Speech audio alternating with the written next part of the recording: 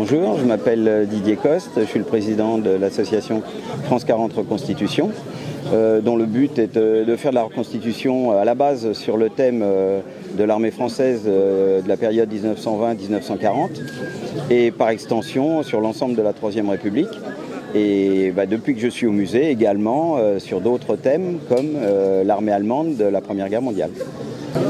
Donc depuis 10 ans, on participe bien sûr au musée pour toutes les raisons que vous pouvez deviner, mais on a eu la chance à l'origine de rencontrer au cours du projet, même avant le début du chantier, de rencontrer Michel Rouget, le directeur de projet, puis le directeur du musée, qui nous a fait confiance. Parce que pour une administration, c'est quand même un sujet inquiétant de voir des gens en uniforme et à l'époque, c'était très peu commun d'avoir des partenariats entre une grande administration et le monde de la reconstitution. Donc Michel Rouget nous a fait confiance. Donc pour la pose de la première pierre, on a eu la chance d'avoir l'autorisation de venir et on est venu à peu près une soixantaine de copains, parce que de plusieurs associations, les gens qui étaient disponibles, ceux qui ne l'étaient pas, et on a commencé à présenter des uniformes toujours de grande qualité, avec des gens passionnés, et ça a plu en haut lieu, et heureusement on a eu l'autorisation de continuer. Et on a participé bien sûr à l'inauguration, dans des conditions un petit peu compliquées, mais c'était une vraie expérience.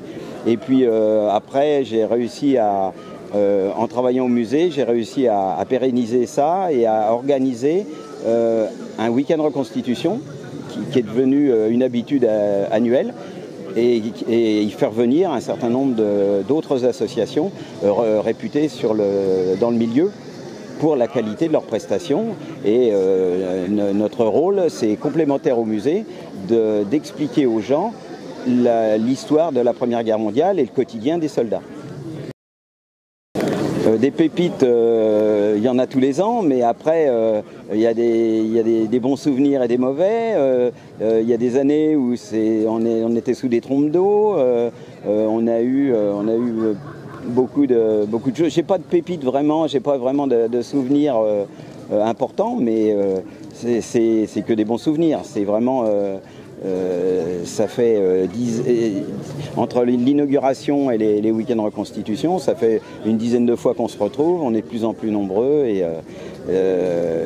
comme il y a de plus en plus de public, j'en conclus que la mission est remplie et qu'elle continue bien sûr. Je souhaite qu'une seule chose, c'est que ça continue bien sûr. Parce que je considère que le monde de la reconstitution a une vraie mission d'explication auprès du public. C'est très complémentaire au musée et j'espère qu'on va avoir les autorisations pour continuer, malgré tous les événements, tout ce qui se passe actuellement. Justement, c'est dans les temps difficiles qu'on voit il faut continuer, il faut persévérer et on est là pour ça. Je suis très confiant sur l'avenir.